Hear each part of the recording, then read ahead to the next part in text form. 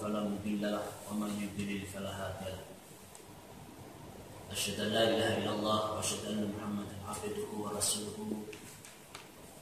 قال الله تعالى في كتابه الكريم يا أيها الذين آمنوا اتقوا الله حق تقاته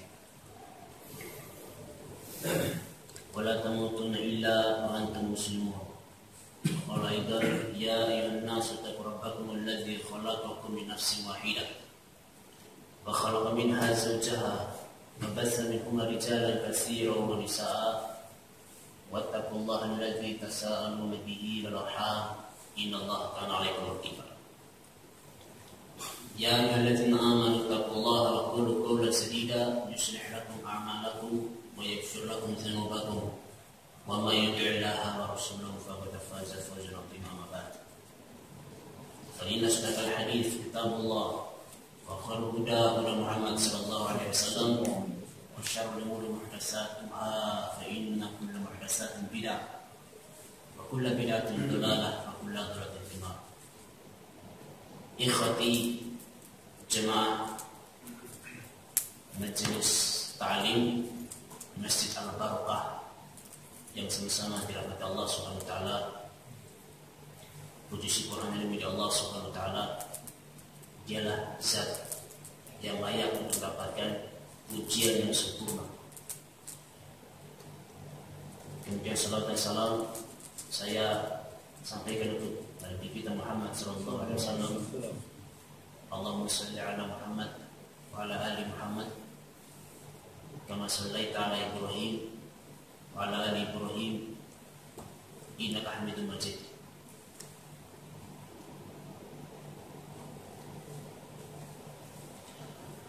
Ikhwati rahimani wa rahimakumullah, kita masih pada bab as-sabar, bab kesabaran. Kitab Riyadhus Shalihin karya Al-Imam An-Nawawi rahimahullah yang disyarah oleh Syekh Muhammad bin Shalih Al-Utsaimin. Kita masuk pada hadis yang ke-28. وعن أنس رضي الله عنه قال لما سقل النبي صلى الله عليه وسلم جعل يتغشاه الكرب فقالت فاطمة رضي الله عنها وكرب أبتاه فقال ليس على أبيك كرب بعد اليوم فلما مات قالت يا أبتاه أجاب ربا دعاه يا أبتاه جنة الفردوس مأواه يا أبتاه إلى جبريل نعاه فلما دفن قالت فاطمة رضي الله عنها أطابت أنفسكم أن تحسوا على رسول الله صلى الله عليه وسلم التراب رواه البخاري. Dari Anas radhiyallahu anhu ia berkata, ketika Nabi sallallahu alaihi wasallam mulai merasakan sakitnya penyakit beliau,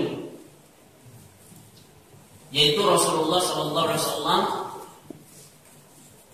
mulai merasakan kerasnya sakit beliau,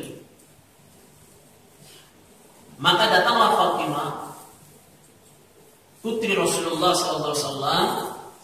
Ia datang masuk ke dalam kamar Aisyah karena Rasulullah SAW sakitnya di rumah Aisyah. Fatimah berkata, wa karba abata, wahai bapakku, alangkah beratnya sakit yang kau derita. Lalu Rasulullah SAW menimpali, laisa ala abiki karbun ba'dal yaum. Sesungguhnya setelah hari ini bapakmu tidak akan lagi merasakan sakit. Falamma mata, ketika Rasulullah SAW meninggal, qalat, berkatalah Fatimah, ya abata ajaba rabban da'a, wahai bapak, sesungguhnya doa-doamu dikabulkan oleh Rabb Tuhan.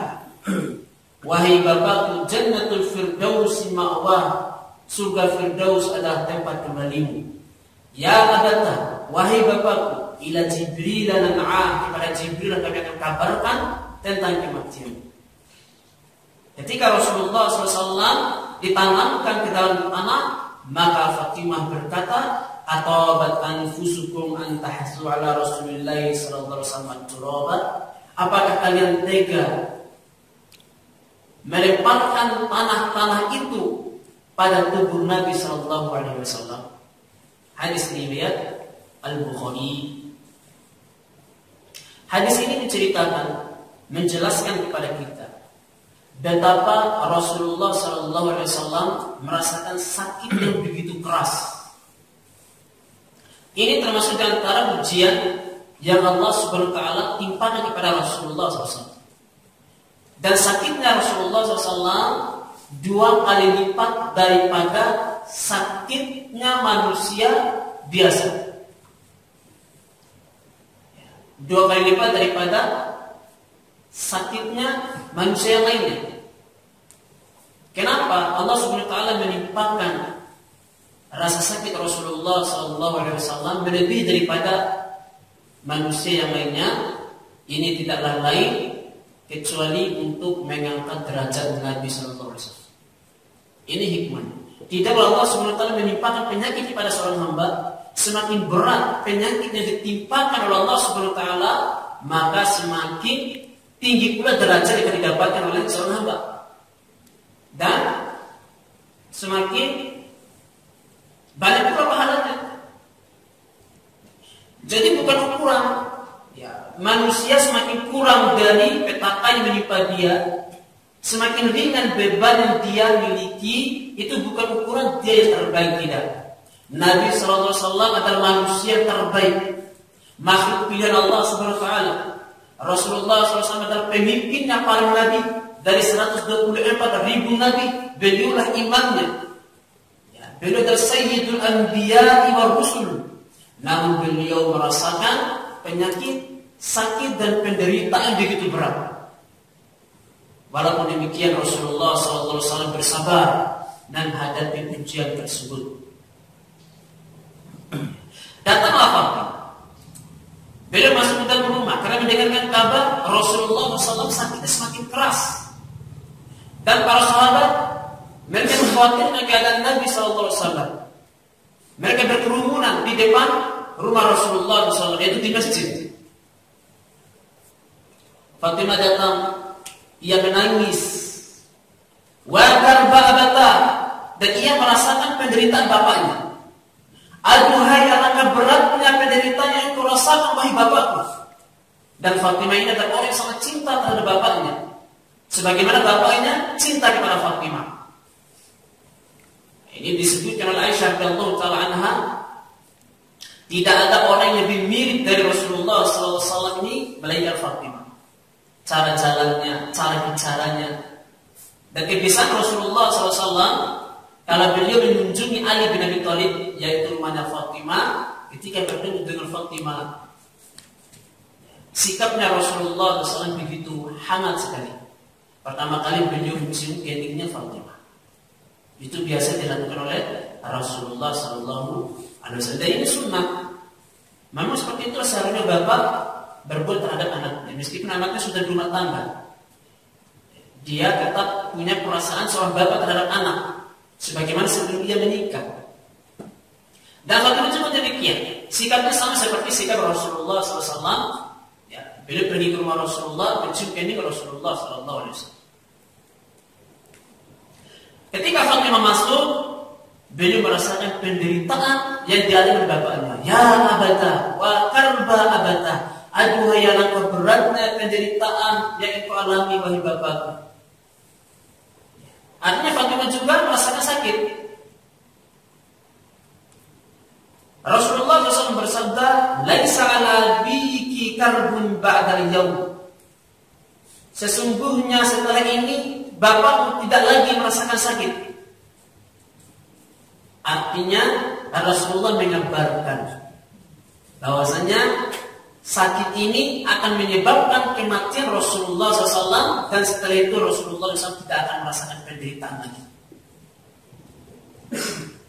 Bagi orang-orang yang beriman, setelah kematian itu adalah istirahat. Setelah kematian itu adalah ketenangan. Maka sesungguhnya dunia ini hanyalah tempat persinggahan bagi orang-orang yang beriman. Mereka hanya merasakan penderitaan, sakit, panas dan dingin, itu hanya di dunia. Adapun setelah kematian itu merupakan peristirahatan dan ketenangan bagi mereka. Rasulullah SAW katakan, "Laisa 'ala diki karbun ba'dal yaum." Setelah ini tidak ada lagi penderitaan bagi bapak.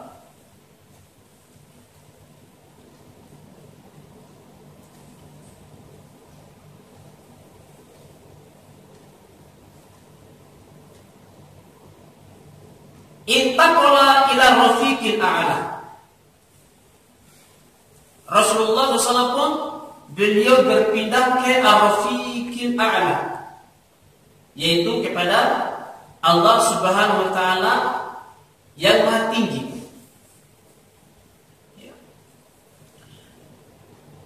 Kisah daripada wafatnya Rasulullah SAW ini yaitu diawali oleh Hajjatul Wada.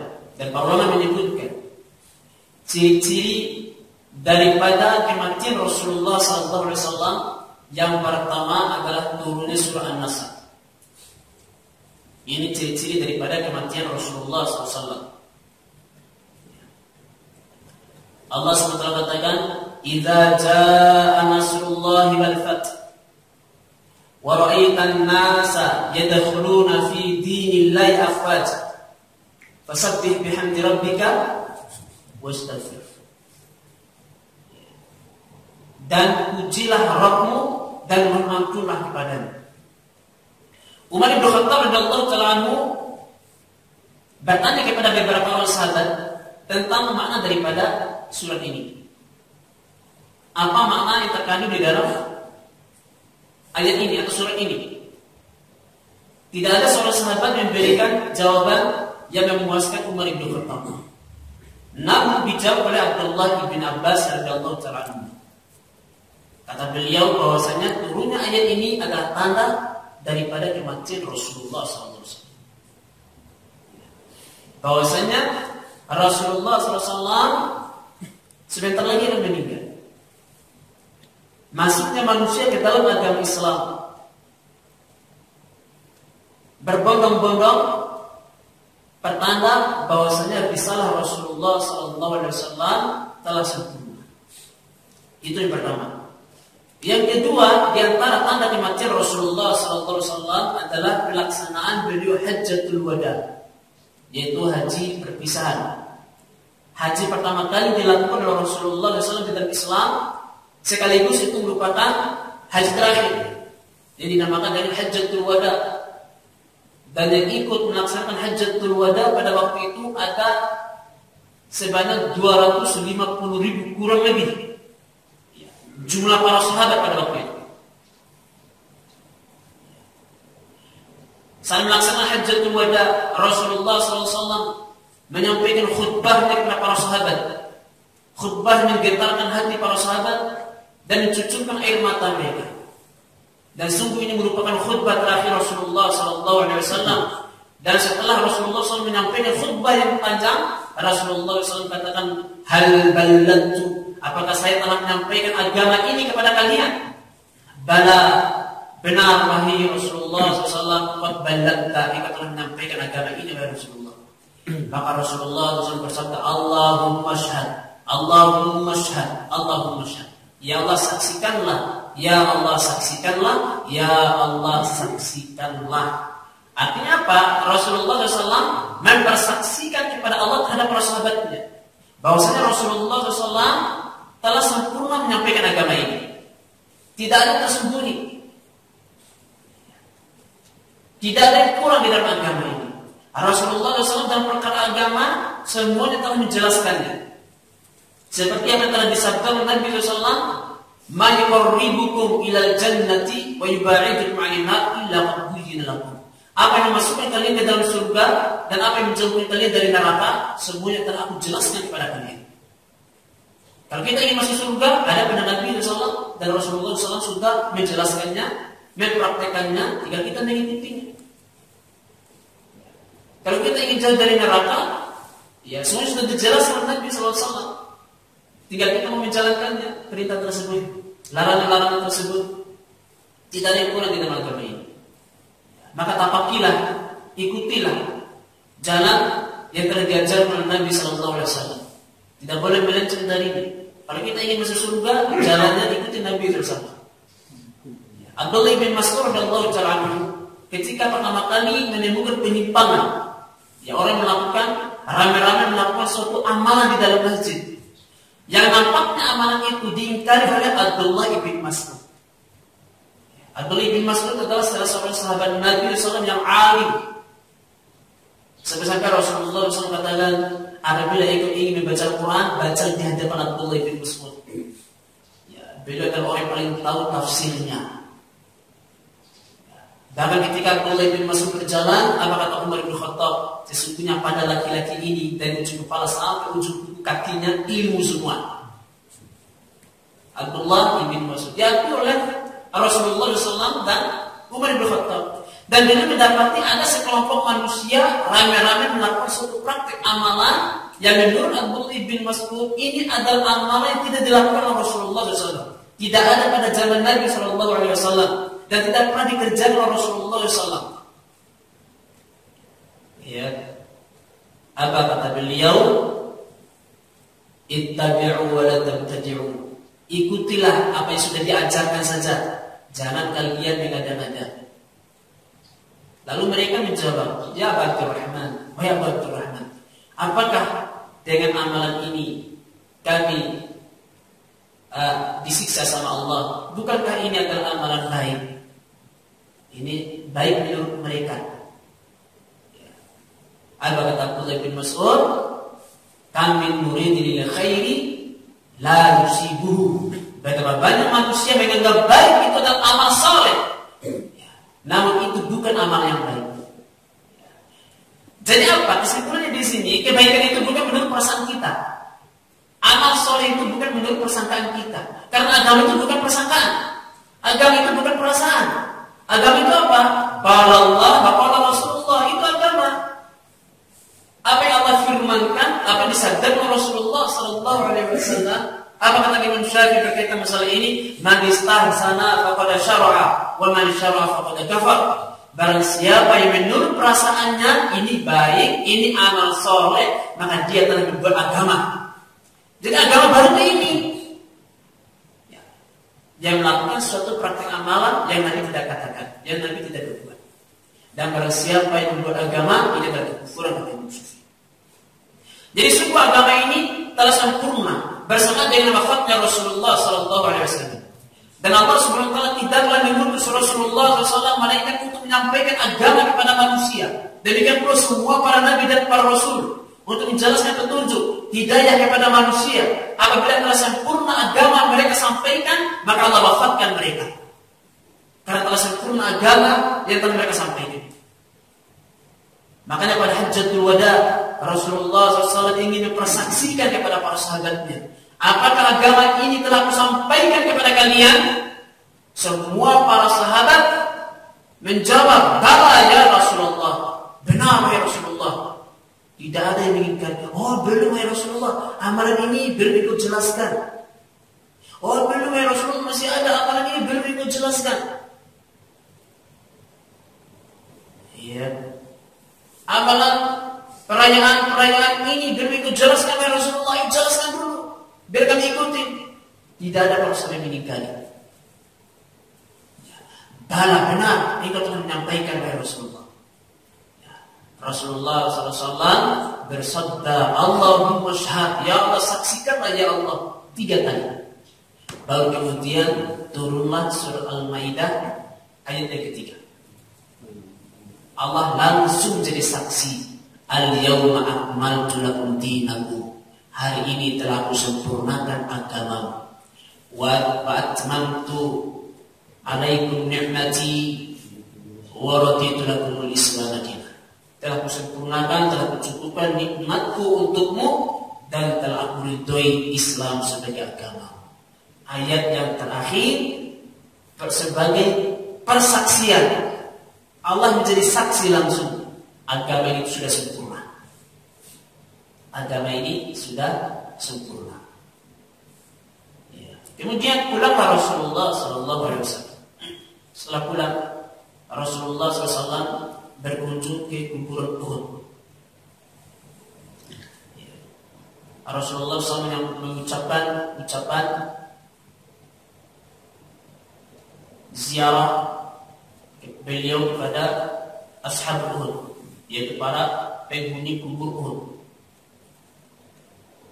Kemudian kembali dari itu, keesokan harinya ada sahabat Nabi SAW yang wafat. Rasulullah SAW mengikuti jenazah itu.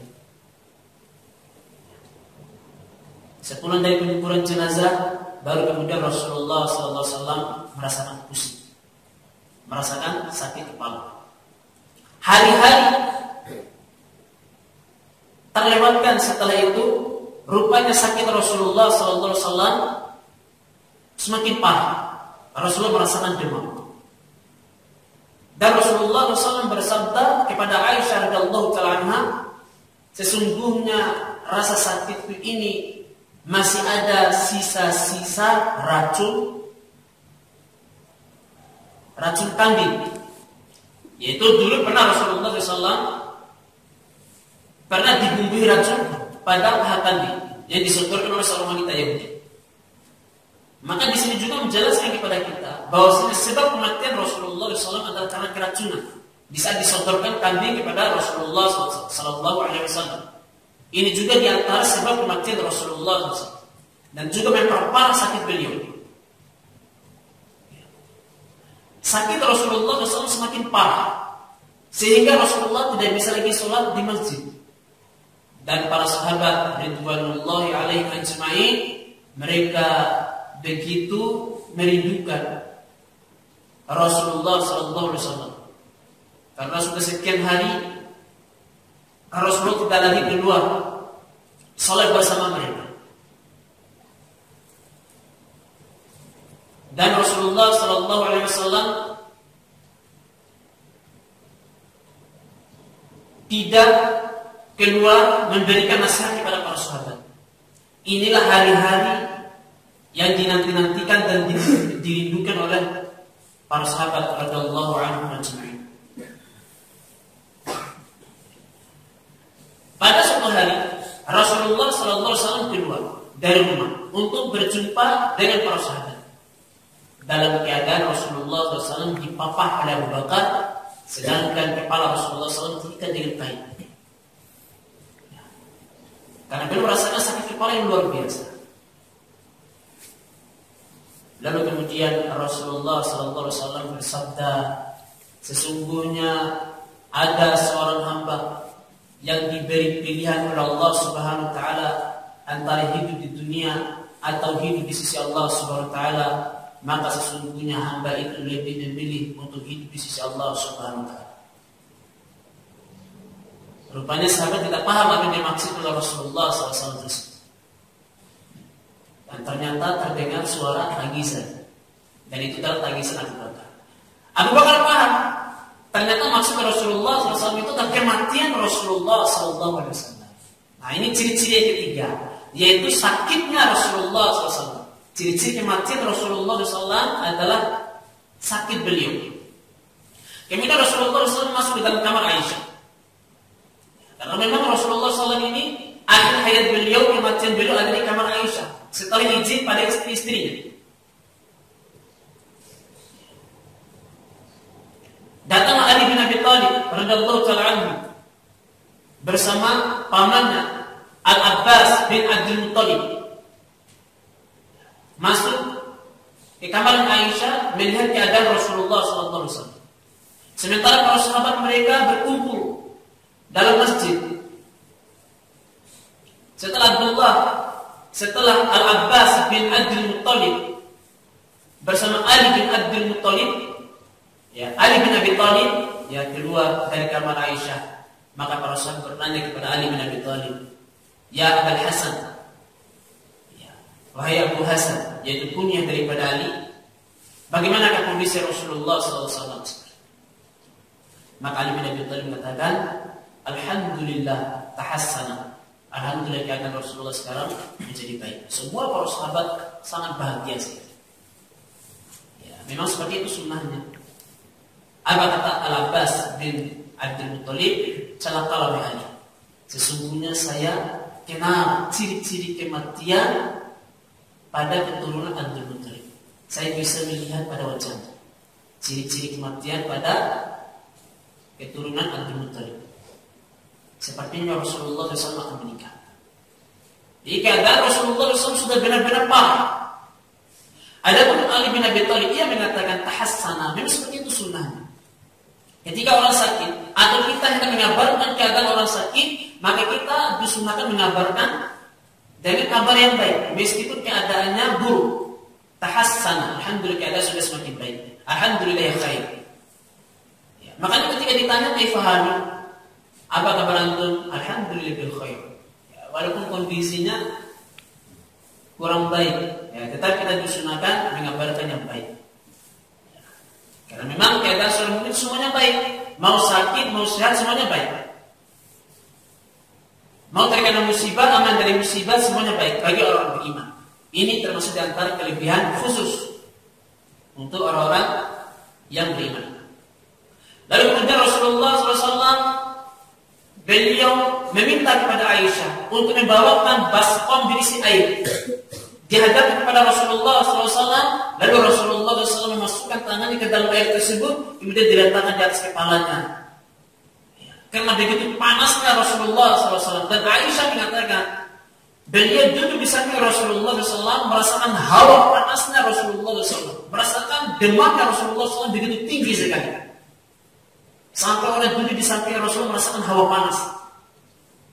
Begitu beratnya sakit Rasulullah SAW. Kemudian Rasulullah SAW bersabda, "La ilaha illallah, innal mauta la syakarat." La ilaha illallah, sesungguhnya kematian itu ada sakaratnya. Kemudian Rasulullah SAW pingsan. Setelah pingsan, Rasulullah SAW siuman.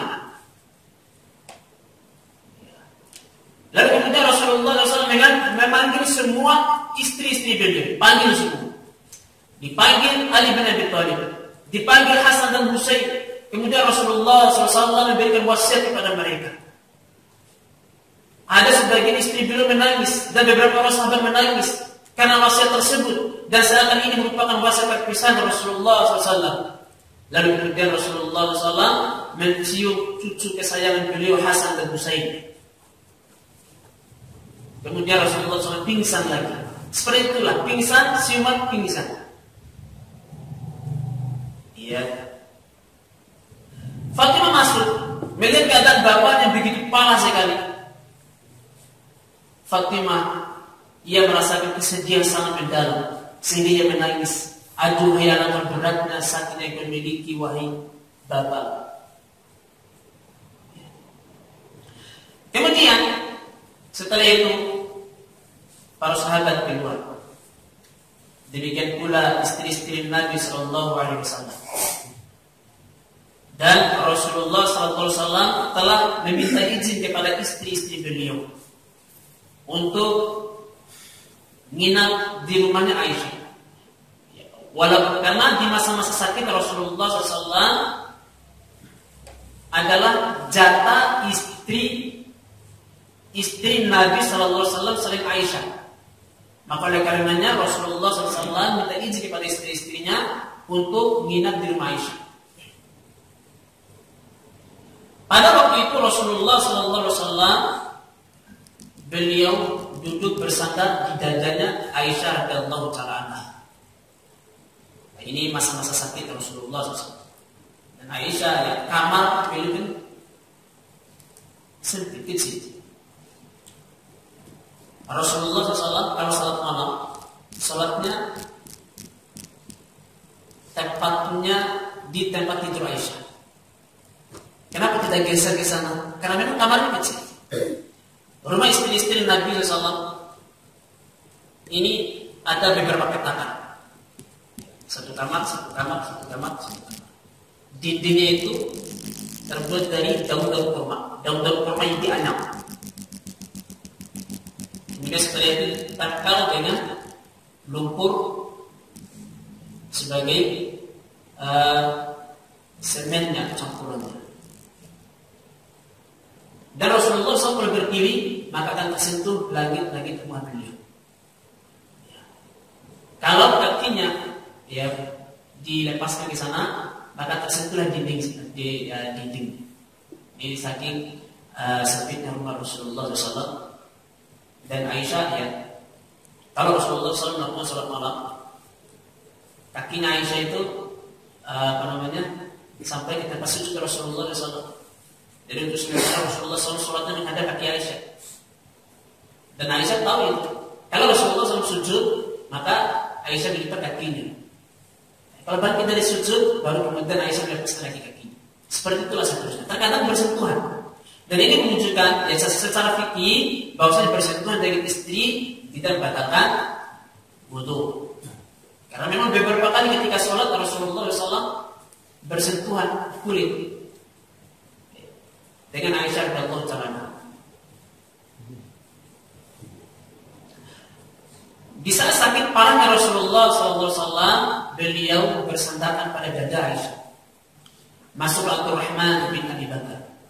Ia membawa siwak. Dan Rasulullah SAW melihat siwak yang dibawa oleh Abdurrahman bin Abi Bakar. Seakan menunjukkan Rasulullah SAW suka pada siwak tersebut. Maka Aisyah bertanya, apakah engkau suka pada siwak ini, wahai Rasulullah? Rasulullah pun mengangguk. Maka siwak dari Abdurrahman diambil oleh Aisyah, kemudian digigit ujungnya untuk menyebutkan siwak itu. Yang minta Rasulullah SAW bersiwak dengan sebaik-baiknya siwak. Kemudian setelah itu Rasulullah SAW kembali bersandar pada dada Aisyah radhiyallahu ta'ala anha. Lalu kemudian Rasulullah SAW mengangkat jarinya ke atas langit. Seakan ada sesuatu dilakukan Rasulullah SAW. Ila rafiqil a'la. Allahumma ar-rafiqul a'la. Allahumma ar-rafiqul a'la. Ya Allah, pada zat yang maha tinggi. Ya Allah, pada zat yang maha tinggi. Tiba-tiba jari beliau melemas, jatuh, wafatlah Rasulullah SAW. Kenapa Rasulullah SAW katakan Allahumma ala rafiqil a'la? Ya Allah, kepada rafiqul a'la, kepada zat yang maha tinggi. Karena Rasulullah SAW diberi pilihan oleh Allah SWT. Engkau hidup kekal di dunia atau mau kembali ke sisi Allah SWT. Rasulullah SAW lebih memilih kembali ke sisi Allah SWT. Ini termasuk di antara kekhususan daripada para nabi. Semua para nabi hidup oleh Allah SWT, mereka diberi pilihan oleh Allah SWT sebelum mereka meninggal. Mau hidup di dunia untuk selama-lamanya atau kembali ke sisi Allah SWT. Semua para nabi, jawaban mereka kembali ke sisi Allah SWT. Nah, kenapa mereka begitu ingin meninggal? Insya Allah kalau saya yakin kalau kita disuruh kasih pilihan mau hidup selama-lamanya atau mau mati, pasti kita mau hidup selama-lamanya. Memang berbeda kita dengan para nabi. Apa perbedaannya? Para nabi sudah melihat akhirat, jadi mereka benar-benar yakin. Kita sudah lihat akhirat kita, makanya yakin kita masih kurang. Oleh karenanya kita lebih ingin memilih hidup. Semua para nabi diberi pilihan oleh Allah SWT antara meninggal dengan hidup selama-lamanya. Mereka lebih memilih untuk meninggal atau mati. Nabi Musa alaihissalam juga demikian. Nabi Isa alaihissalam juga demikian. Nabi Ibrahim juga demikian. Semua para nabi diberi pilihan oleh Allah SWT. Allah SWT katakan, baik Musa, maka saya tambah lagi umur 1000 tahun. Untuk apa ya Allah? Saya lebih baik mati. Dicabutlah nyawa Nabi Musa alaihissalam. Namun mereka memilih kematian setelah sempurnanya agama yang mereka emban. setelah sempurnanya ajaran yang Allah Subhanahu wa taala turunkan kepada mereka. Ya, baru kemudian Allah Subhanahu wa taala memberikan pilihan kepada mereka. Lalu dicabutlah oleh mereka. Ya. Akhirnya keluarlah kabar informasi Rasulullah SAW meninggal dunia. Semua para sahabat gempar semua. Rasulullah SAW telah meninggal dunia. Manusia yang paling mereka cintai melebihi daripada anak istri, melebihi daripada orang tua, bahkan melebihi daripada diri mereka sendiri, telah meninggal dunia. Pada saat itu Abu Bakar sedang melakukan safar.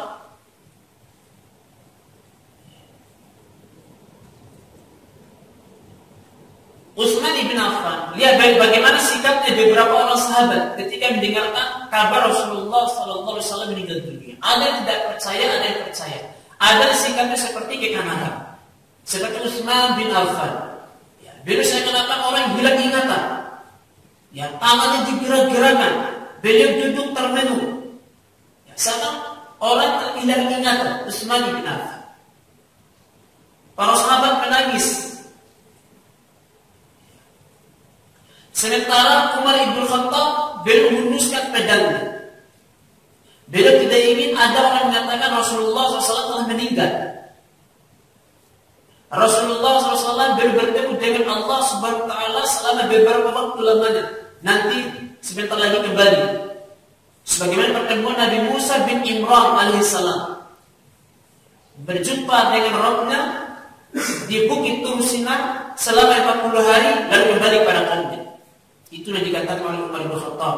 Bahkan dia bersumpah, siapa yang berani mengatakan Rasulullah SAW telah meninggal dunia, ya akan pegang lehernya. Dia berjalan di tengah-tengah kerumunan manusia. Rasulullah SAW masih hidup. Jangan dikatakan Rasulullah SAW meninggal dunia. Jadi mereka tidak tega, tidak terima Rasulullah SAW meninggal. Lalu datanglah Abu Bakar As-Siddiq radhiyallahu ta'ala anhu. Beliau masuk di kamarnya Aisyah, lalu ia mencium keningnya Rasulullah sallallahu alaihi wasallam. Abu Bakar As-Siddiq berkata, "Wahai Rasulullah, alakah harumnya dirimu wahai Rasulullah? Baik engkau masih hidup atau engkau sudah meninggal, engkau masih dalam keadaan haram." Ini termasuk di antara kekhususan Rasulullah SAW. Bahkan para sahabat, ya, mereka punya minyak wangi itu dicampurkan dengan keringatnya Rasulullah SAW. Sebab keringatnya Rasulullah SAW itu harum, lebih harum daripada kaskulit. Ini kekhususan untuk Rasulullah SAW. Lalu Abu Bakar As-Siddiq keluar. Kemudian ia berkata, "Ala rijlika ya Umar." Berhentilah Umar. Umar tetap namun, "Ala rijlika ya Umar." Wahai Umar, berhentilah ini wahai Umar. Lalu Umar berhenti dan Abu Bakar As-Siddiq radhiyallahu ta'ala anhu ia membacakan firman Allah Subhanahu wa taala, "Wa ma Muhammadun illa rasulun qad khalat min qablihi ar-rusul." Sesungguhnya Muhammad itu hanyalah seorang rasul sebagaimana telah melewat rasul-rasul sebelumnya. Afa in mata aw qutil in qalabatum ila aqabikum wa man yanqalib ala aqibaihi fala yadurrallaha syai'a. Apakah apabila Muhammad itu meninggal atau ia dibunuh, kalian akan murtad dari agama kalian? Barang siapa yang murtad dari agamanya, maka sungguh itu tidak akan mendoratkan apapun terhadap Allah Subhanahu wa taala. Artinya apa? Ayat ini menjelaskan bahwasanya Rasulullah SAW akan mati.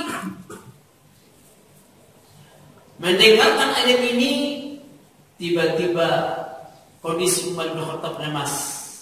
Akhirnya dia jatuh. Umar bin Khattab dia berkata, ya, pada waktu itu seakan saya belum pernah mendengarkan ayat ini. Ketika saya mendengarkan ayat ini, ya itu seperti pukulan begitu dahsyat terhadap Umar bin Khattab, sehingga akhirnya Umar bin Khattab tidak mampu lagi menyanggah tubuhnya Umar bin Khattab hingga dia menjatuh tersebut. Ini menunjukkan kecintaan luar biasa mereka terhadap Rasulullah SAW. Dan tidak ada musibah yang paling besar yang menimpa umat ini melainkan wafatnya Rasulullah SAW. Ini adalah musibah yang paling besar, yaitu dengan wafatnya Rasulullah SAW.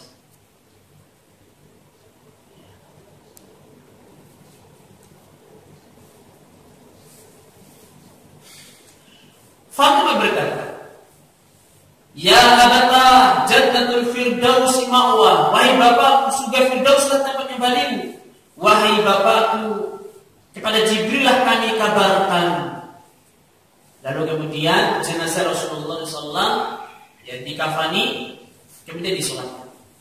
Jenazah Rasulullah SAW disolatkan selama 1 minggu, selama 7 hari. Karena banyaknya kaum muslimin yang berdatangan masuk ke dalam kamar Aisyah untuk melakukan sholat. Keluar, masuk lagi, keluar selama 7 hari seperti itu. Ini khusus untuk Rasulullah SAW.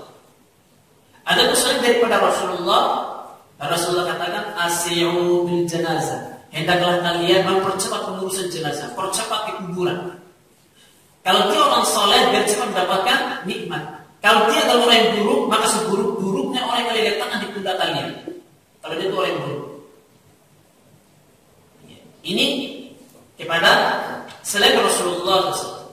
Ya, andai kata ada di antara keluarga yang meninggal dunia, kebetulan kita berada di luar kota, maka hendaklah kita merelakan untuk segera dikuburkan. Jangan diperlambat. Ya, terkecuali kalau memang dia berangkat pulang cepat, ya, maka ini tidak masalah. Tapi kalau itu lambat sampai harus ditunda beberapa hari, maka sebaiknya jangan. Hendaknya dia relakan, meskipun itu adalah orang tuanya sendiri.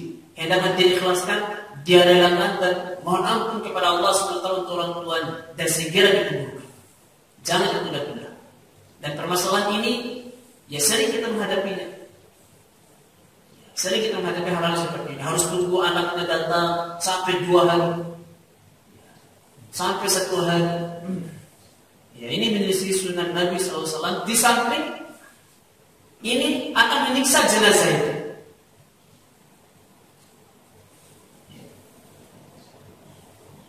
Dan para sahabat bergantian mereka melakukan sholat jenazah terhadap Rasulullah SAW.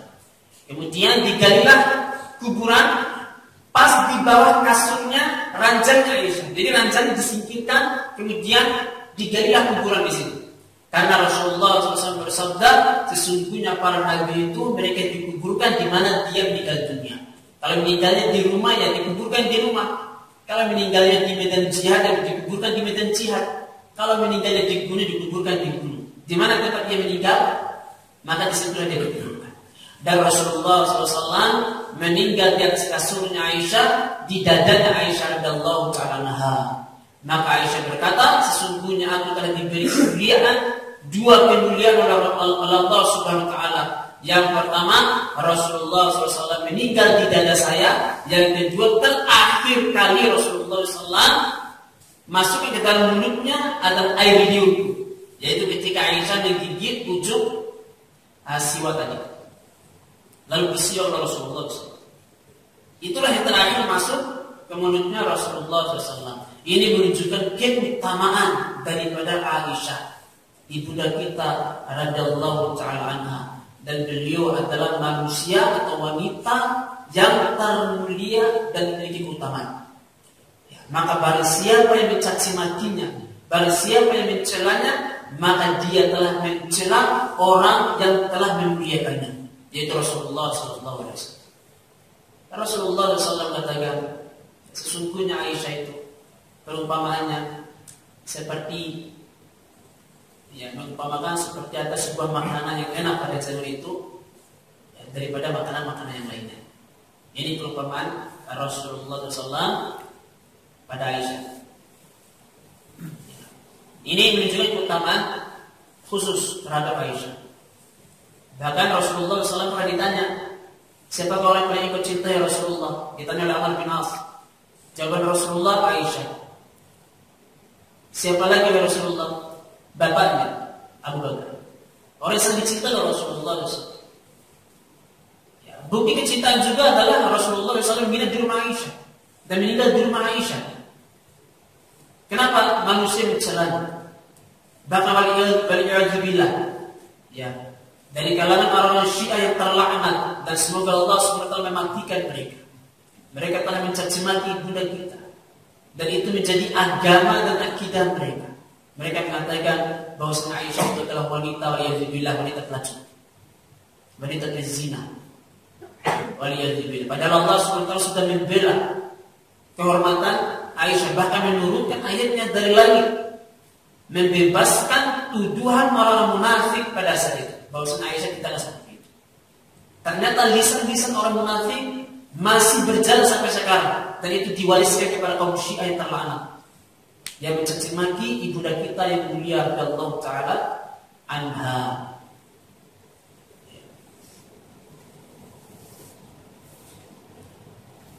Lalu jenazah Rasulullah SAW dimasukkan ke dalam kuburan. Falamma dufina, ketika jenazah Rasulullah SAW dimasukkan ke dalam liang lahat, qalat Fatimah, berkatalah Fatimah, atabat anfusukum antahzu ala Rasulillah sallallahu alaihi wasallam at-turab. Alangkah teganya kalian melemparkan tanah-tanah itu ke tubuh Rasulullah sallallahu alaihi wasallam. Jadi tanah itu dilemparkan ke dalam jenazah, gitu kan? Itu tidak tega Fatimah itu. Makanya dia protes, apakah kalian tega melemparkan tanah-tanah itu ke tubuh Rasulullah SAW? Itu sangat cinta terhadap Rasulullah SAW. Ya mau bagaimana yang menguburkan jenazah seperti itu? Gitu. Menguburkan jenazah ya memang seperti itu.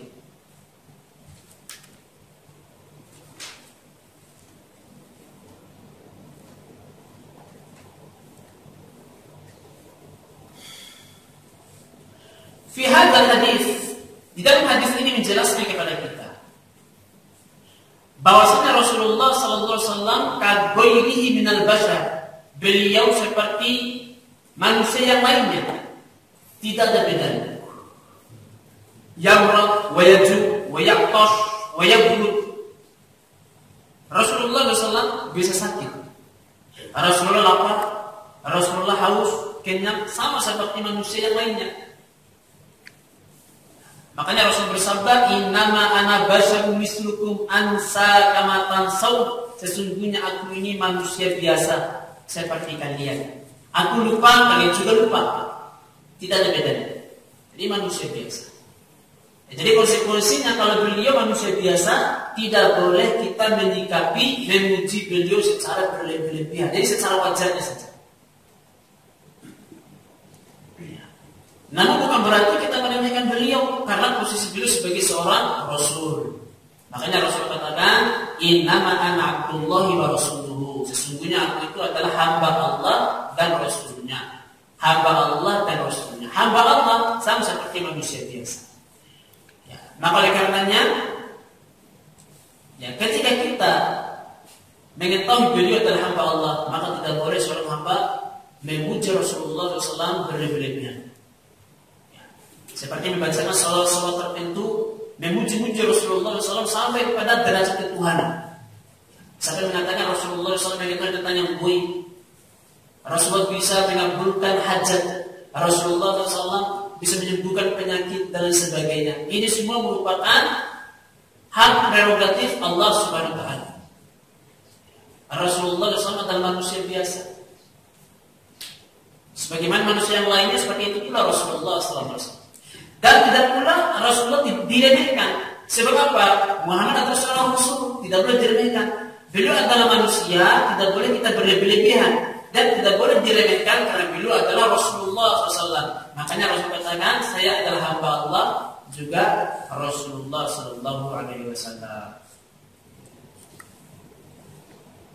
Yad'u Rasul wa yastaghithuna bihi wa huwa fi qabrihi. Kita lihat manusia di zaman sekarang ini. Betapa banyak manusia itu berdoa kepada Rasul dan istighosah, sedangkan Rasulullah SAW berada di kuburnya.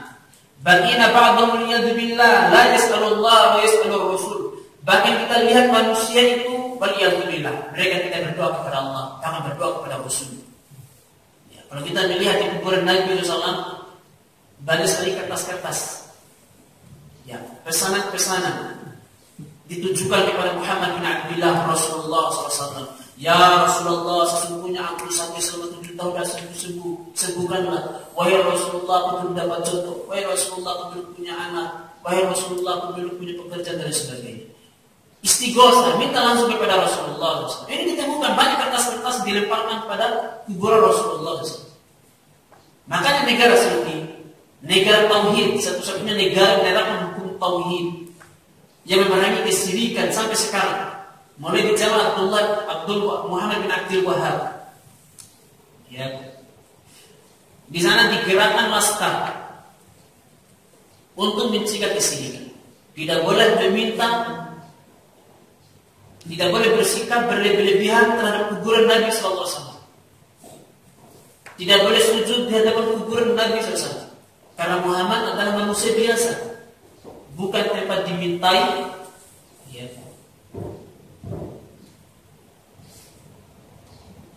Kuburan Nabi SAW sama seperti kuburan yang lainnya. Ya. Wallahu ta'ala alam. Ya. Beberapa faedah daripada hadis ini masih ada yang harus kita lanjutkan pada pertemuan yang akan datang. Silakan tanya jawab.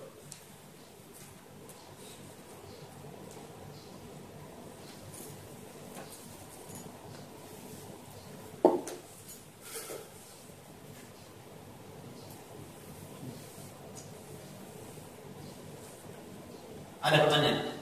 Sampai jam 6. Jadi salahnya sampai jam 6. Sisakan 10 menit bertanya jawab.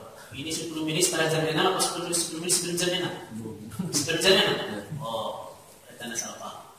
Ta'inak baik bihada, subhanakallahu bihamdik, asyhadu an la ilaha illa anta, astaghfiruka wa atubu ilaik. Assalamualaikum warahmatullahi wabarakatuh. Waalaikumsalam.